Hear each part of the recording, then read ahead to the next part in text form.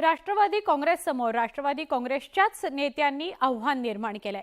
पुण्यात हवेली बाजार समितीसह 10 बाजार समित्यांच्या निवडणुकांसाठी तब्बल 21 वर्षांनी शुक्रवारी मतदान होत आहे।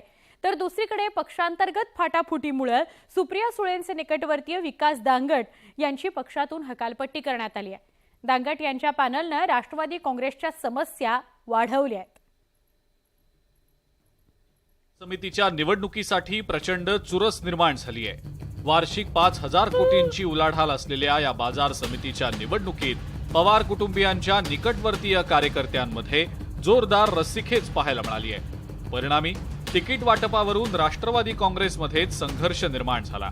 त्याची परिणती अशी झाली की काही कार्यकर्त्यांना पक्षातनं काढण्याची वेळ आली। आणि आम्हाला खात्री आहे की लोक हे ते ॲक्सेप्ट करणार आहेत आणि उद्याच्या या निवडणुकीमध्ये राष्ट्रवादी काँग्रेस पक्ष पुरस्कृत अण्णासाहेब मगर सहकारी पॅनलचा प्रचंड मताने विजय झालेला आपल्याला पाहायला मिळेल। आम्ही पवारांचे समर्थक असं म्हणत विकास दांगट यांनी अण्णासाहेब मगर शेतकरी पॅनलच्या माध्यमातून उमेदवार उभे केल्यानं त्यांच्यावर कारवाई करण्यात आली।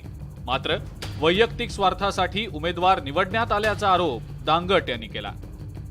लोकनेते पवार साहेब, आमच्या खासदार सुप्रियाताई सुळे आणि राज्याचे भवितव्य भविष्य काळामध्ये जी जनता त्यांच्या हाती देणार आहे ते आदरणीय दादा यांच्याबरोबरच कायम राहिलेलं आहे, उद्याही त्यांच्याच बरोबर राहणार आहे हा फक्त आरोप केला जातो। आमचा पॅनल जो आहे हा अखंड महाविकास आघाडीच्या माध्यमातून निर्माण केलेला पॅनल आहे। बाजार समितीच्या मतदानासाठी शुक्रवारी 1800 मतदार 4 केंद्रांवर मतदान करणार आहेत। एका मतासाठी तब्बल 1 लाख रुपये मिळत असल्याच्या चर्चेनं राजकीय वातावरणही चांगलंच तापलंय।